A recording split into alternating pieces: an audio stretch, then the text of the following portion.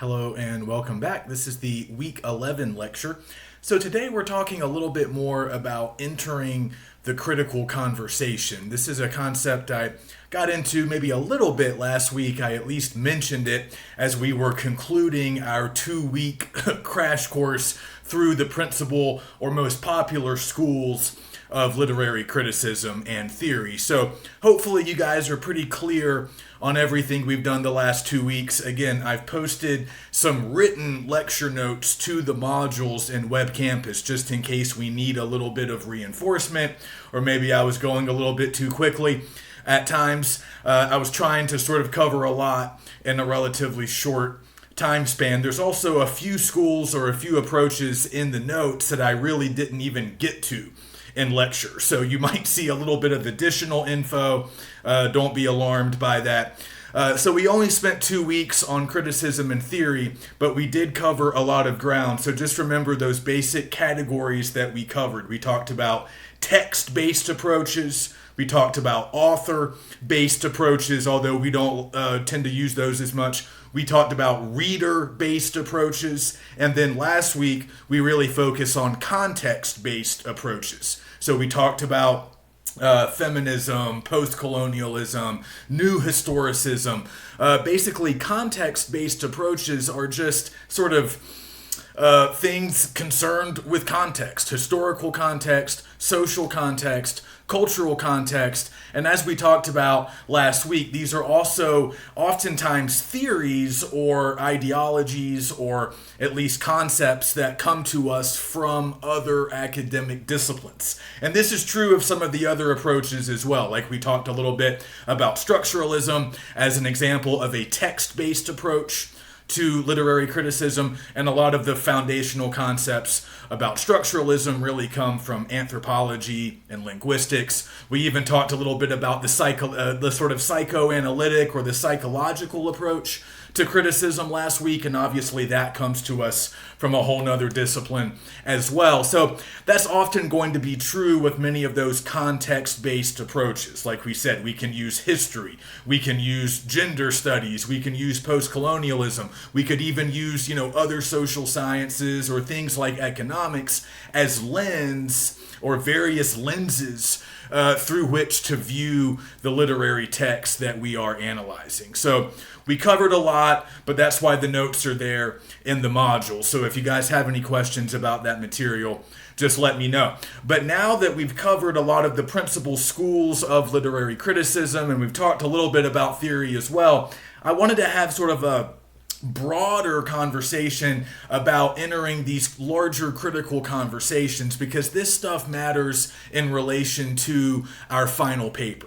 And I do want us to start thinking a little bit more practically about our final paper. That's what this week's lecture is largely geared towards. And if we're taking a look ahead, next week we're actually going to go back to sort of our older style of lecture, and I want to talk a little bit more specifically about the text that we are actually reading next week. I would say next week, week 12, is kind of our final time covering brand new material in this class. So we're going to be talking about creative nonfiction, and we'll take a look at a couple of examples next week. So I just want to have sort of a lecture devoted to that subject in week 12. And then in week 13, our final lecture of the semester, we're going to be talking really exclusively about the final paper. So we'll get into more detail about research, how to use your sources, a few formatting and citation tips, and just some basic things about structure, purpose, argument, and how we can really build a literary research paper. But I would like you guys to maybe start thinking about the assignment a little bit more. So I've gone ahead and posted the assignment link in this week's module. Obviously, it's not due for a while, but we need to start thinking about it, and we need to start thinking about the text or maybe multiple texts that we want to write about and analyze in the paper. But we'll talk more about the paper itself in a couple of weeks in that week 13 lecture. Today, I just want to sort of position you guys as literary critics, as scholars. And you need to start thinking of yourself that way, at least as long as you remain in this class and as you get moving on that final paper. We might often feel a little bit removed or a little bit detached from the work of literary scholars, academics, the kind of people who do this work for a living. We might feel pretty different from them. We might feel pretty far removed from them. But really, and sure, in some ways, maybe we are, but the kind of work that you guys are doing for the remainder of this class and really in the majority of upper level lit classes that you'll ever take, the kind of work that you're doing really is quite similar to what professional critics, scholars, and academics are doing. So we need to start thinking of ourselves in those terms, and we need to start thinking about how we can contribute something new, something original to the analysis of a particular text. And this is another thing that I think is really important to keep in mind as you're getting started on the paper.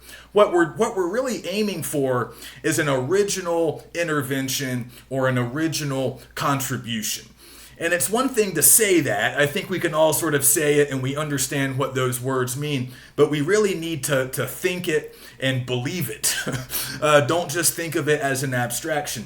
I find that often, whether it's intentional or not, maybe conscious or unconscious, a lot of lit students end up sort of basically trying to verify if their reading of a text is accurate, or they end up sort of reaffirming or seconding another common interpretation or analysis that's already out there. And again, there's sort of some good reasons why that often happens, right? I think we're often trained pretty effectively in K through 12 to summarize, to sort of rehash other people's ideas, to sort of provide plot summary, basically to reveal our own mastery or our own knowledge of a text. And there's room for that. I mean, there's good reason to do that in a lot of instances. And then sometimes we'll maybe find some really good articles, some really good previously done analysis of the texts, and we might just sort of agree with it, or we might just sort of say, you know what, I think that's right. Let me sort of follow up a little bit on what this person is saying, or let me find some more examples to prove their argument, or let me just sort of agree with my own personal perspective. And again, there's some room to do all of those things in a paper like our final paper, but ultimately our goal should be beyond all of the things I just mentioned. Our goal should be to provide something original. And sometimes that can be daunting. And sometimes students will ask, well, how can I really be expected to do that? Especially if I choose, a pretty famous text, a text that's been around for a long time, a text that's been written about a lot. So for example, Sonny's Blues. Let's just say you really enjoyed that short story and you want to analyze it, you want to write about it in the final paper. Great. But then you might start to get a little bit overwhelmed because there's a lot of scholarship written about that story. There's a lot of, stuff written about Baldwin, the author. So as you start researching, you might start thinking, man, what can I really add to what's already been done? People frequently feel this way about well-known, frequently written about texts. It's like, well, all these other experts have already talked about it. They've already advanced arguments about it. So what can I do? How can I be expected to do the same thing or to do more than what they've already done? And again, I can understand that trepidation or that little bit of uncertainty that comes along sometimes. But again, you're not necessarily, don't think about it like you're reinventing the wheel, like you have to come up with a brand new way of understanding the theme of Sonny's Blues. Not necessarily. I mean, maybe you can do that, but you might agree with most of the existing interpretations of what that text is saying and sort of the main thematic material. You don't even really have to always mess with theme. Again, a lot of students, I think we're kind of conditioned in high school or junior high to think that our number one mission with a literary text is to always just kind of reveal what it means, reveal what the theme is. But honestly, at this level, that does not necessarily have to be your primary concern. I mean, it can be, but with a lot of these famous texts, as we probably know, we can find the theme, right? I mean, the thematic material has been covered, it's been uncovered, it's been discussed, it's been argued about, probably for decades. So maybe that's not an arena that we necessarily want to enter, but we can focus on other elements. You could write an entire paper on Sonny's Blues that doesn't really get too deep into like what the story means. You could focus on jazz, you could focus on education. You could focus on the narrator's role as a teacher. You could focus on interior spaces in apartments. You could focus on the presence of spirituals or, African American sort of religious practices as depicted in the book. You could do a whole thing on darkness. You could do a whole thing on the motif of darkness as it functions in the text. And some of you guys touched on a lot of that stuff, maybe in a discussion post or a previous assignment, but just remember the reason I've been pushing you, all semester on these response papers to really zero in on specific literary elements, specific features of the text, is because that's the best way to analyze. That's the best way to generate that original material. If you're just sort of operating on the level of plot and theme, then you're basically giving us maybe a better version of Spark Notes, right? You're just kind of rehashing stuff that a lot of readers already know. Like, we know what happens in Sonny's Blues. We know, generally speaking, what the story seems to mean. But maybe you can find something about a specific metaphor, a specific symbol, a specific motif, a specific song. I was really trying to get you guys to take the bait on some specific songs in the text. Some of us did, others not as much, but that's just one example of many. You can take something small, something granular, particular element, particular character, could be dialogue, could be something really involved with language, like a particular word, repetition, rhythm, any of that jazz-related improv stuff that we were talking about. But it could also be, a symbol, a metaphor that kind of transcends its function in language, and it does a lot of other work, whatever. But the idea is to dig into something specific like that, and that's going to give you a better chance to come up with something that hasn't necessarily been said before, or at least not exactly the way you're doing it. The more specific, the more focused on features and elements you can be, the more likely you are to sort of overcome the common obstacles that we face when we're analyzing famous works of literature, which is the theme is well known, the plot's well known, so we don't always need to do a lot of work with those. We can focus our attention and our energy in other places, in other areas of the text. So that's one thing I want us to keep in mind, is that we're really striving for originality. We don't simply want to agree with others. We can agree with others, and sometimes it can be very productive to disagree with others. But ultimately, we want to build our own interpretation, our own argument. So we are getting argumentative. So that should be part of your decision-making process. When you're looking through our book and trying to decide what text you want to write about for the final paper, the criteria shouldn't simply be, do I like this text? I mean, that is an important question. You should probably start with that. I wouldn't advise writing about something that you didn't enjoy reading or you didn't find interesting. But once you've answered the question, did I like it? The next question is, could I make an argument about it? Do I have some strong opinions about it? Did it provoke strong emotions? Did it make me feel a particular way? Am I maybe reading it in a way that's different from a lot of other people? That's something that many students will discover through research. They'll have their own sort of interpretation in their minds, and then they start reading what critics have said, what other scholars have said in the past, and they might discover, hey, I'm kind of, in the minority here. Like, I'm taking a little bit of a different approach than many others, and that could give you a good start. But if you can't really make an argument about the text, if you don't have many strong opinions other than it was good, I liked it, then you might want to move on. It's not just a matter of picking something that you like, it's a matter of picking something that you have, something to say about. You have an opinion, you have a position, you have some things that you want to argue. And if that's not the case, there's no harm in rejecting that text. Again, you like it, you can always return to it and read it again, but you might want to find something else to actually write about. So one thing I thought it might be kind of useful to do today, I want to talk a little bit about research. I want to talk a little bit about the types of journals, like academic journals, that we really should be at least occasionally encountering in our research. And we can talk more about this in week 13.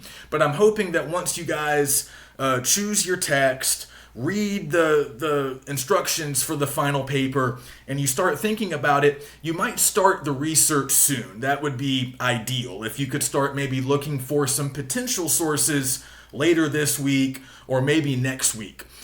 We have plenty of time if we get started now.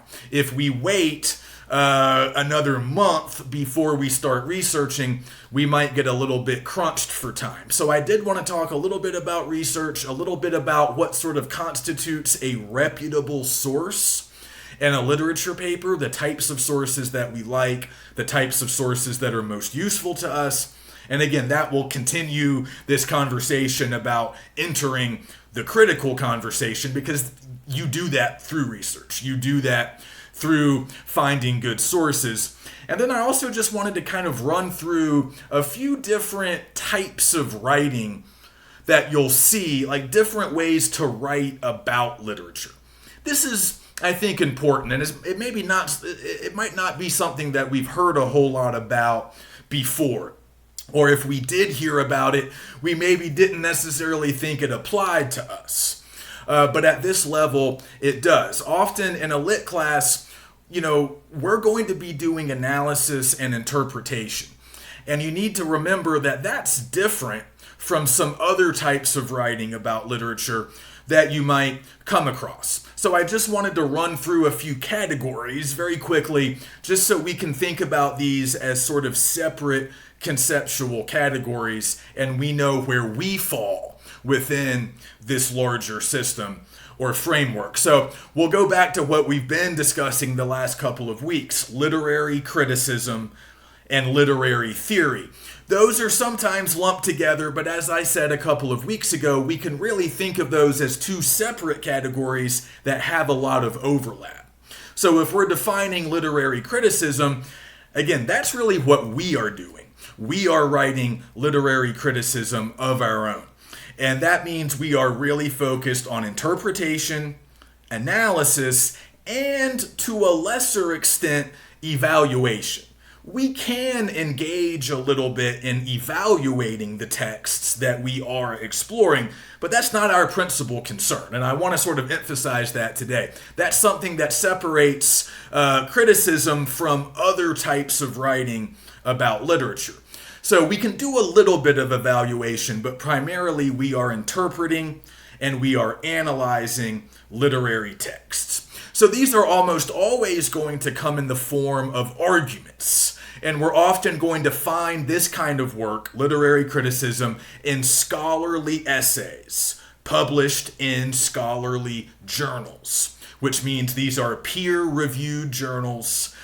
This stuff is being reviewed by other critics, other scholars before it gets green-lighted, before it's green-lit, I guess, before it is published, before it appears in the journal.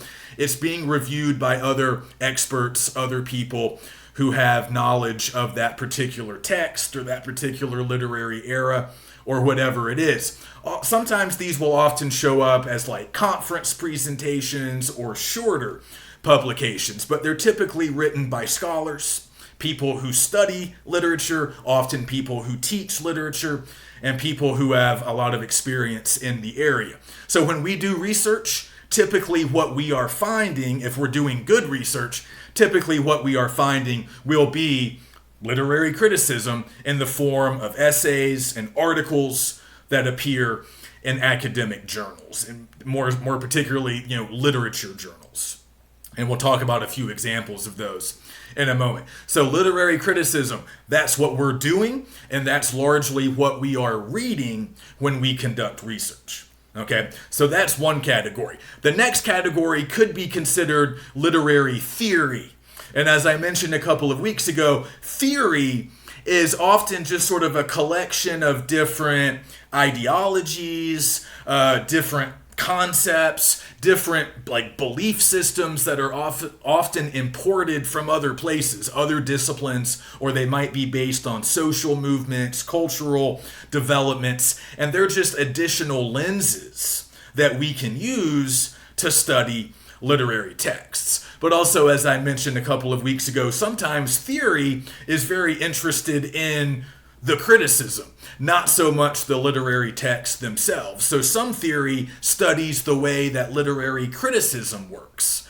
We might not be terribly interested in that, or maybe not right now at least, but just be aware that that is the case. But again, there's overlap between criticism and theory. Some people would argue that like post-colonialism or something like a Marxist approach or a feminist approach is really more theoretical than strictly critical, because these are other types of intellectual theories. Marxism, feminism, post-colonialism, they come from other disciplines. We're using them in a literature class to help us analyze texts, but those might be considered very theoretical in nature. Whereas a more sort of traditional literary criticism style would be formalism, or maybe reader response, some of those other examples that we talked about before the context-based. A lot of context-based approaches might be considered more theoretical, but not necessarily, right? Not everybody would necessarily say that. So there's not really a consensus on where criticism ends and theory begins. And a lot of criticism is influenced by theory. So there's a lot of overlap, but we still might think of those as two separate categories. And then we can look at some other categories as well. I wanted to mention book reviews as a category of writing about literature that we might see.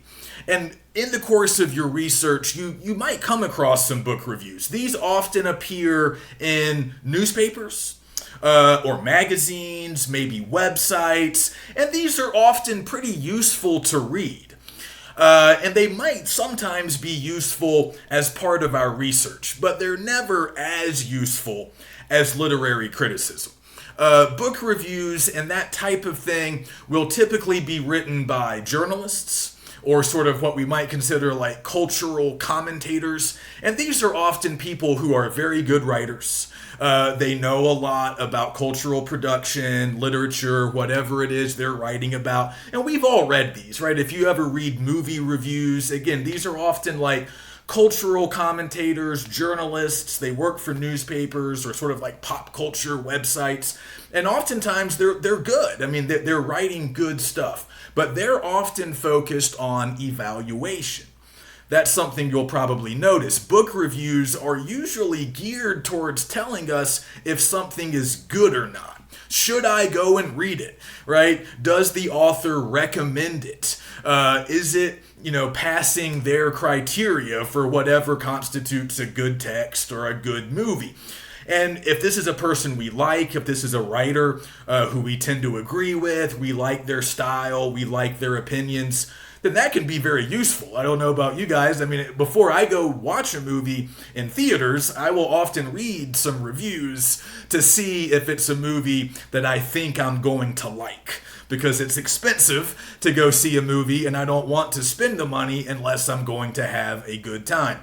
So I don't just read anybody, I read certain websites, certain reviewers who I kind of trust. And if they're giving the movie good reviews, I'm more likely to go and see it. For whatever reason, I don't read book reviews as much, but they function in the same way.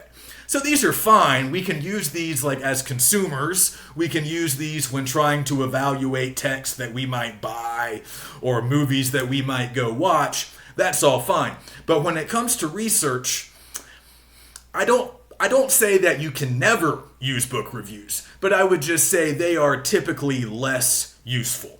The authors of book reviews are not typically going to engage in the same level of close, detailed analysis. In some cases, they're trying to like prevent spoilers. Like they don't want to tell us everything that happens. So they might not even be able to discuss the entire plot. They might not be able to discuss thematic material completely because, again, the idea often is the readers are going to maybe see this or read this. So we don't necessarily, as the writer of a book review, we don't want to give everything away. But again, they're not trained literary scholars. So even if they're offering good opinions and good insights, they're typically speaking more broadly, more generally. This is a more accessible style of writing. It's easier to read. It might be more fun to read, but it's less intellectually rigorous. It's less focused on specific features and specific elements, and it's just more general and broad. This is good. This character's funny. Beautiful, scenery. Just kind of general stuff that's perhaps true, perhaps important. We might use a little bit of it, but these are not going to be the main sort of drivers of our research. We might have a review or two as part of our larger group of sources, but typically we want more criticism and not as much book reviews. But again, just remember the difference. Like, evaluation is fine. And we like that as consumers, but just remember, that's not our primary goal. As critics, as scholars, we're not so invested in telling our audience if a poem or a short story is good or not. That's not really what we primarily do. It can be a little bit of a side job. It can be something that we address, something that we acknowledge, and certainly on the discussion board. I encourage you guys to engage in some evaluation, to be more informal, and to just sort of talk about your personal responses, how you feel about a text. You can try out some new ideas. That's fine. A discussion board is informal. That's actually another category that I was going to share, the informal response category. This is rather large, but we can talk about book clubs. We can talk about discussion boards, even a lot of stuff on social media. Like, you guys, I'm sure, have seen people talking about books, talking about movies on social media, and that's a very informal platform oftentimes. Not always. I mean, scholars can also use it. But frequently, if we're thinking about a book club, and many of us perhaps have been members. We have a book club here at GBC that you guys are welcome to attend. We only do it maybe once a semester these days, typically once in the fall, once in the spring. But with a book club, it's not scholarly, right? It's just people sitting around talking about their experiences with the text. And again, a lot of evaluation gets done in book club meetings, right? I liked this. I didn't like this. I didn't understand this part. I really like this character. This scene reminds me of something that happened in my life 20 years ago, right? I mean, that's the kind of stuff we talk about when we're just sitting with friends and having an informal discussion of a text. But just keep in mind, that's not what we do in literary criticism. That's not really what we do when we interpret and analyze. We have to strike a different tone. We have to focus on different things. And when we analyze and interpret, it's more about uncovering meaning. It's more about finding new things. It's more about understanding how a text works, how meaning gets created, how meaning gets conveyed. So when our focus is on those sort of larger issues, we don't usually have a lot of time to just be like, yeah, and I liked it. Or, yeah, I thought this part was really cool. But don't think that you have to remove yourself. You don't have to stop thinking about what's cool. But you just have to make a couple of additional moves. So like in book club or any other informal space, you could just tell the people, yeah, you remember that cool thing in chapter 3? That was crazy. But let's say you're writing about that same text in a much more formal literary criticism way. You don't have to forget about how cool that scene in chapter 3 was. You just need to take that scene, come up with some ideas about it, tell us why it's important, pick out some symbolism or some, important imagery that's functioning within that scene. In other words, tell us why it's cool. Tell us how it becomes cool. Tell us what it means, what it does, and why it matters. That's the next step, right? When you're just responding, talking informally, yeah, you're just making general statements and you're not necessarily analyzing. But when you want to take the next step to analysis, you have to kind of just move beyond the response. You don't have to forget about the response. You don't have to forget about your personal opinions and feelings, but you're doing a lot more than just stating them when you're analyzing, right? We don't want a lot of statements in an analysis where it's just like, I liked this, or this made me think of my grandma. Like, those are good emotions, but they need to push you to do more. They need to push you to examine specific elements, generate original claims, provide textual evidence. And that's not stuff that we're normally going to do in a book club or in any other informal discussion of a text. But an analysis is different.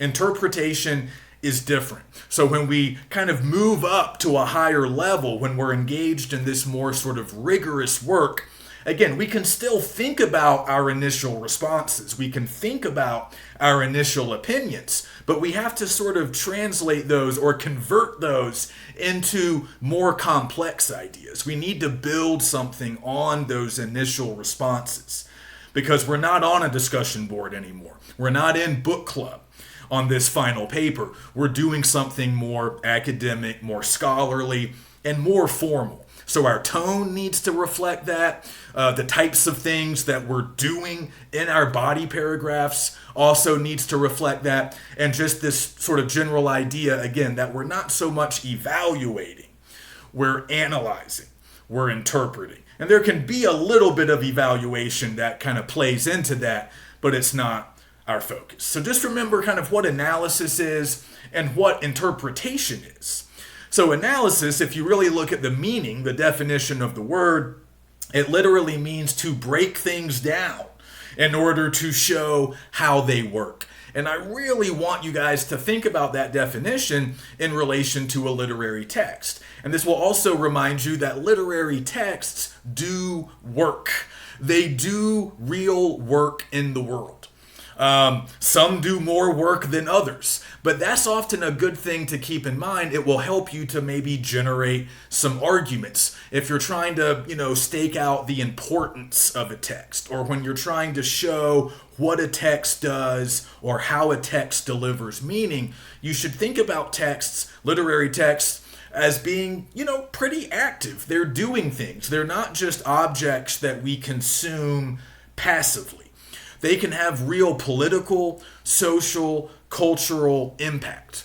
And part of what we might be doing in our papers could be exploring some of that impact. But even if we're a little bit more focused on textual stuff, we still know, and we should in some way communicate to readers, that it's not just, it's a pretty metaphor, it's a cool image. All of that stuff is working to create meaning, and then that meaning is important for some reason.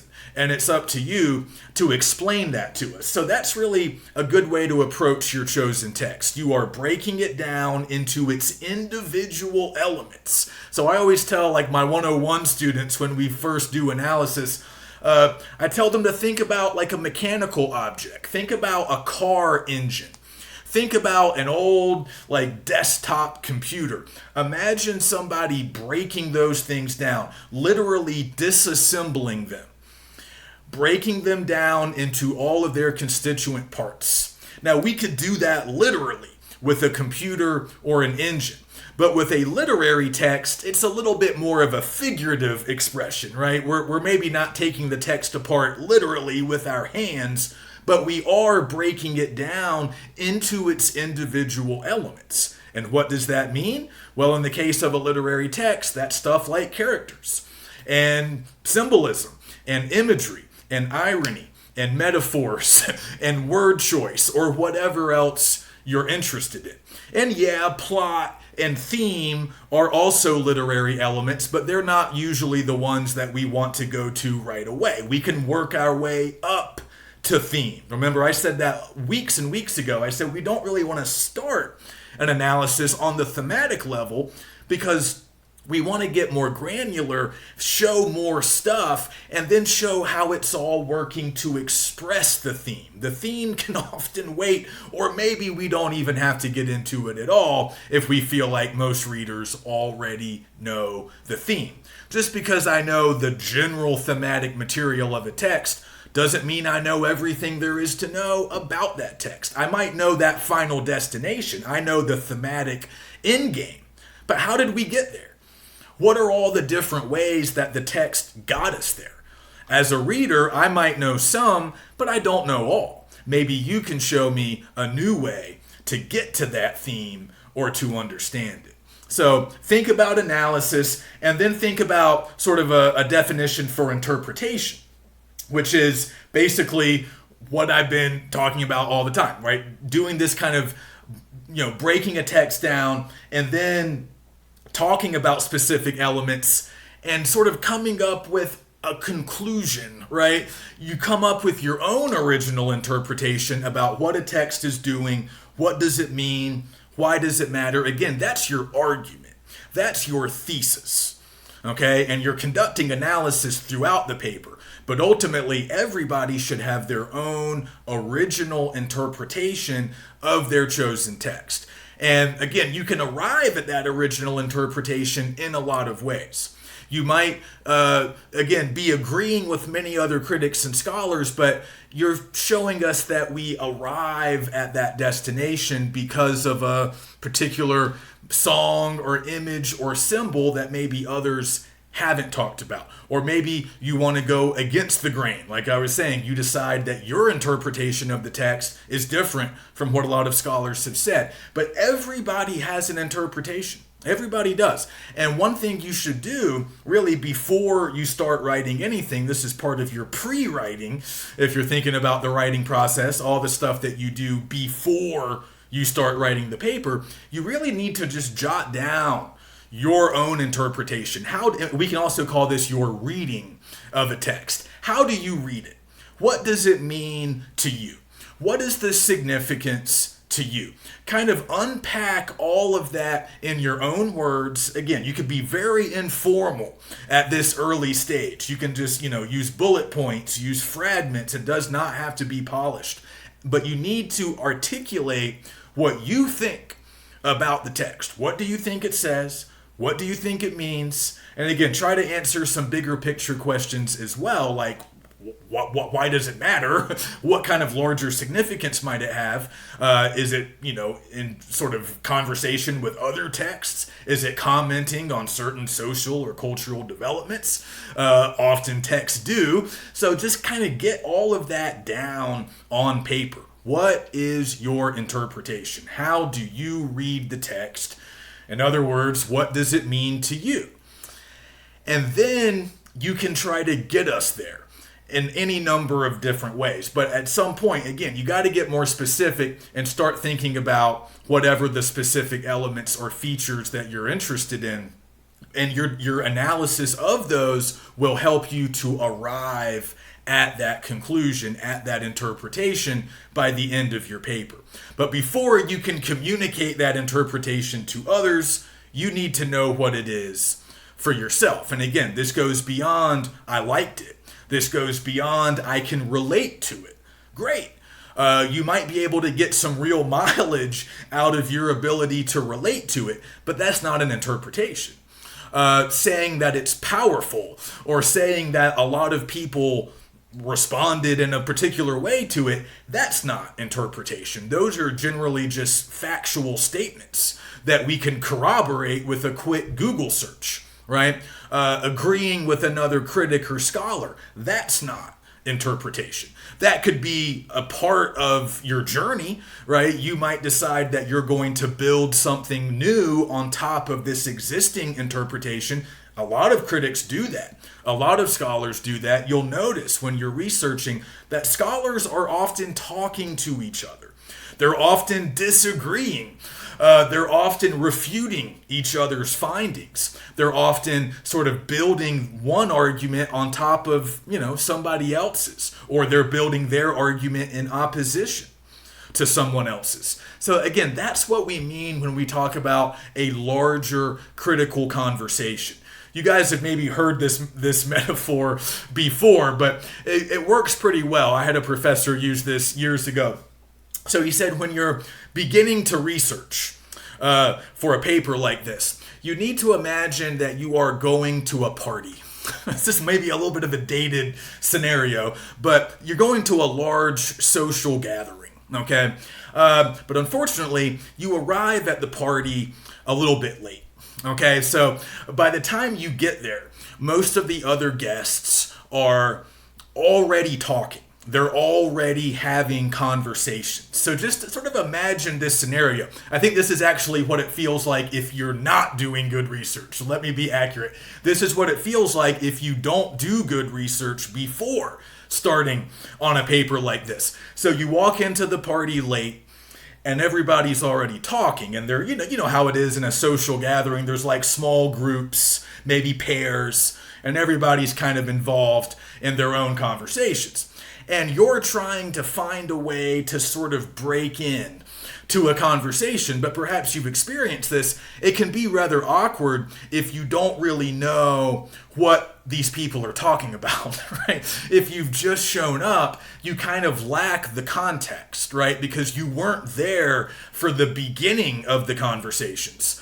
So you don't necessarily know what they're discussing. They might be telling little stories that involve people that you don't know. They might be referencing events or ideas that you might be familiar with, but you just didn't hear them, or you're not clear that that's what they're talking about. So this can be difficult. And that's sometimes what it feels like as a student when you're reading a lot of stuff. You might feel like it's not all connecting. You don't really know what these people are talking about. They might be talking to each other, and you feel a little bit excluded. And that's natural. But the idea is, if you're doing good research and you are acquainting yourself with the critical opinions and interpretations surrounding your text. Again, really important to get specific. We're not researching the history of literature, right? We're not researching postmodernism or literature in the U.S. after World War II. I wouldn't do searches like that. That's way too broad, right? You're searching for information about your chosen text. So you can also search for the author, right? And you might want to read a little bit more about the author. But as many of your sources as possible should really be about that specific text, or at least similar texts, related texts, perhaps written by the same author. So you're really going to narrow your focus. You don't have to be an expert on everything, but you kind of need to be a little bit of an expert on your chosen text. You need to know what people have been saying about it, how people have read it, how people have interpreted it. Also, have there been disagreements? Have there been arguments? Are there different critical camps? Do some critics read it this way? And do other critics maybe read it that way? Is there more of a consensus? You need to know. That's largely what you're doing through research. So that's like showing up to the party on time. That's like showing up right at the beginning of these conversations. Again, this isn't quite a direct analogy, but you get what I mean. If you're prepared, if you've done the good research, then you know what people are talking about. And it's a lot more, it's much easier to sort of insert yourself into those conversations, because you don't want to just go up to a group of people who are having a conversation that does not involve you and just start talking. Like, oh yeah, hey, I agree with that, right? That's a bad look. It seems like you're ill-equipped, you're unprepared to enter that conversation. So as a result, you're probably going to say something unrelated, something irrelevant. You might offend somebody, or you might just annoy them because you're not really bringing anything, you're not contributing anything to that conversation because you don't know enough about the conversation in order to successfully join it. So that's what we want to do through our research. We want to just learn some things in general about how our text has been received, how it's been written about, how it's been analyzed, how it's been interpreted, and then we can sort of locate ourselves on that larger spectrum. Oh, I agree with these critics generally about what they're saying, but I don't really agree with how this critic reads it. Now, if you've selected a more contemporary text, something that was written maybe in this century, you will notice in many cases there's not going to be as much written about it.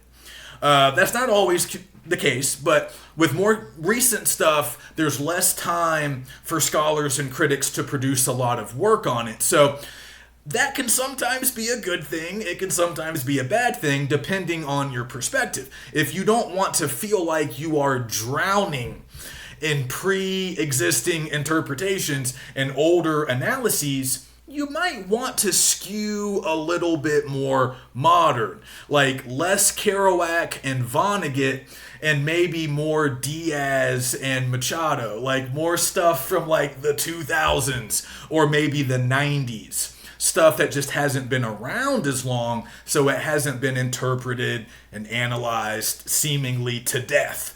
So that might make you feel like you have a little bit more room to create original interpretation. But of course, the downside is you'll have fewer critics to use as support and evidence if you're not able to really find a lot of articles about your chosen text. But it's the opposite situation if you go with somebody really famous, like some of the stuff we were reading earlier in the semester. You'll find plenty of articles, but you might actually find too many, and you might feel overwhelmed, and it might seem difficult to say something original. But remember, you're not reinventing the wheel. You don't have to come up with an entirely new way to understand the text. You're just finding a new contribution, a new intervention. Hey, have you ever thought about this? Let me tell you why this is important. Or, again, if you want to go against the grain, there's often, and again, you learn this through research, there's often going to be sort of an accepted interpretation of a text, like something that a lot of people agree on. There might not be a consensus. There rarely is with anything.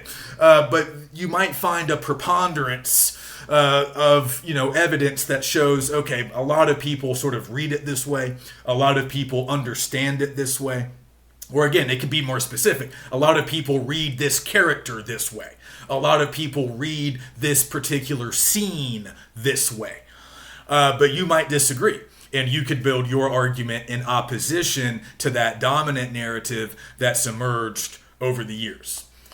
But no matter what you're doing, you are entering these conversations. So don't fight it. Don't feel like you're not ready or you don't want to. There's really we don't have much of a choice when we're doing this kind of work. At least for now, at least, for the duration of this class, you are a critic. You are a scholar. And you are entering into these conversations and you're trying to do something a little different, a little bit new, something original to you, a new, fresh contribution. Okay, so I'll wrap things up here, but I did just want to say a few things about research. I'll talk more about this in the week 13 lecture when we're really talking specifically about the paper. But for now, I just wanted to, again, sort of remind you guys about the library databases and the need to use academic journals. I'm not totally opposed to some websites. I'm not totally opposed, like I was saying, to an occasional book review or something that you might find in a newspaper or sort of a popular magazine. Some of that stuff can be useful. Again, it sort of depends. It depends on the critical approach that you're using. It depends on the argument that you're making. A couple of weeks ago, we were talking about reception theory and really sort of studying the cultural or social impact that a text has on readers. And when you're doing work like that, it's often pretty useful to find newspapers and magazines because that's a good gauge at like how the public is consuming something or how the public feels about something. So there are instances where you might depart a little bit from traditional academic scholarship and you'll still be able to find good sources. Again, I don't really mind newspapers always. I don't mind magazines. I don't mind some websites. I don't think a lot of websites are useful, but some are when it comes to work like this. And of course, a lot of websites might just house a lot of academic scholarship, and that's fine. But it's always true that the best way to really find the best sources is to go to the GBC library homepage, go to the databases, go to the online databases that you all have access to, free access to as GBC students. Of course, your tuition is largely how we pay for the subscriptions to these databases. So it's always difficult for me to get my 101 and 102 students to actually use the databases. For them, research is just Google and Wikipedia. And I kind of get that, and I can be a little bit tolerant. We're trying to do more, but it can be a little bit of a process. But at this level, in a 300 level class, I just assume that you guys know about EBSCO. You know about JSTOR, maybe Academic Search Premier, some of the other databases that we have access to here at GBC. And they are all very easily available from the GBC library website. And you guys need to get in there and start doing some searches. EBSCO is enough. You don't really have to use a bunch of different databases, but you can. If you notice, when you go to the library homepage and you click on databases, it will take you to a new page, and you should see a link for both EBSCO and JSTOR, but you'll also see a link to the alphabetical listing of all the databases that we have, A to Z. And I think they might even be organized by discipline. I'm not sure about that, actually, but you can look through all of them. And there are some other more specific literature databases or databases that are kind of more devoted to English that might be useful. But really, EBSCO and JSTOR are typically enough. But what I wanted to sort of just give you some examples of are good literature journals, good academic journals about literature, primarily American literature, because that's what we've been reading. And these are the types of journals where you're going to find the types of scholarly essays and articles that you really want. So I'm not saying that you have to use any of these or you have to use a certain number of these, but if you are using these, you're on the right track. So when we talk about sort of prominent American literature journals, I've just written down a few examples. One is called American Literature.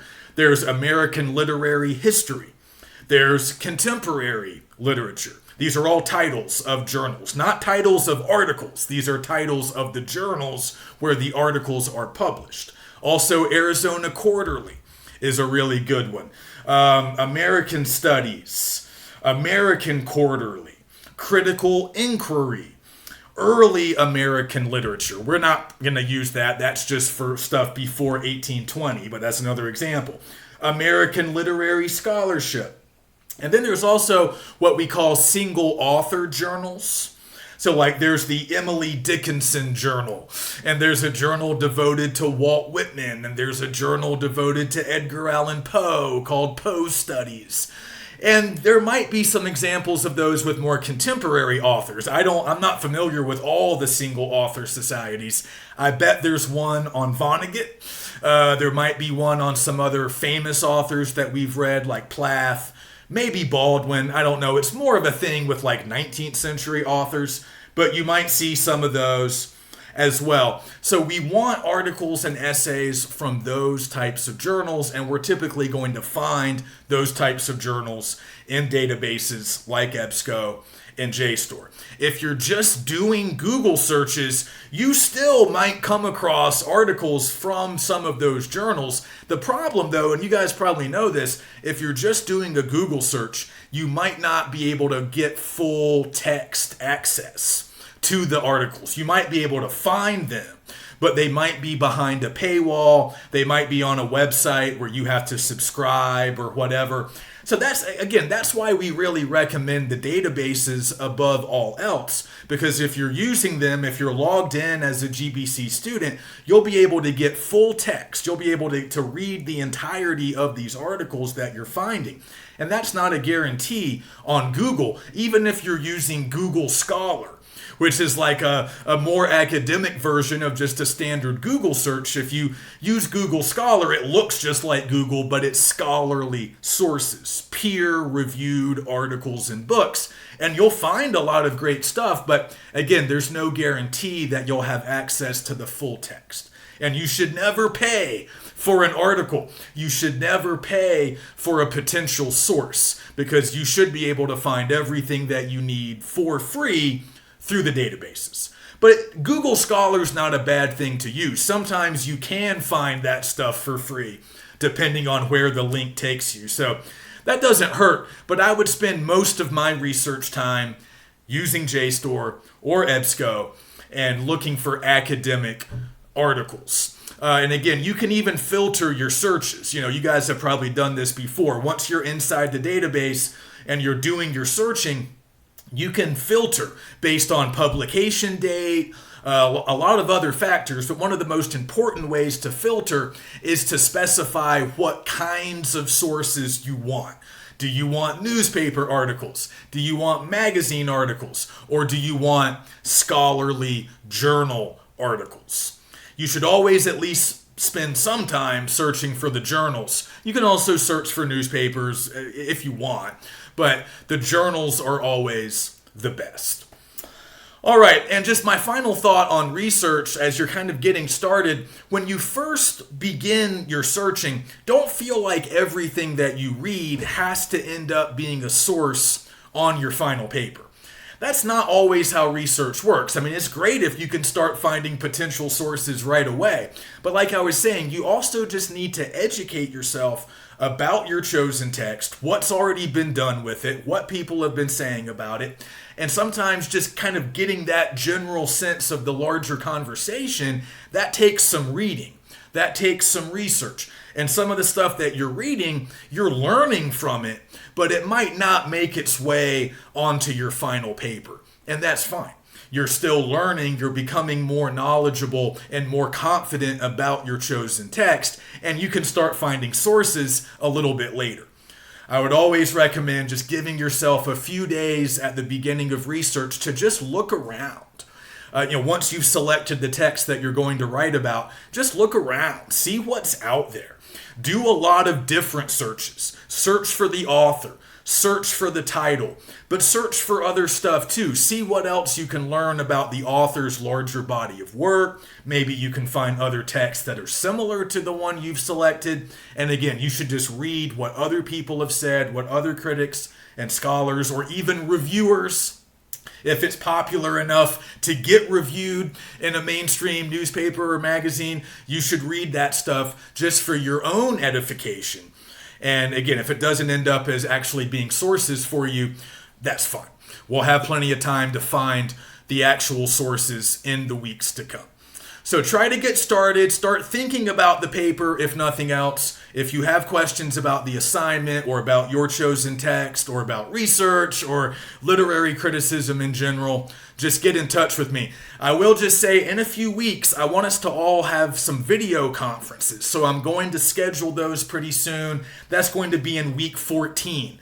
So you guys will have to talk to me in Zoom so we can get ready for these final papers. But next week, I'll have my final sort of original content lecture about creative nonfiction. And then in week 13, we'll talk about the papers, research, and how to really get started. And then week 14, we'll meet in person for video conferences. And that pretty much takes us to the end of this semester.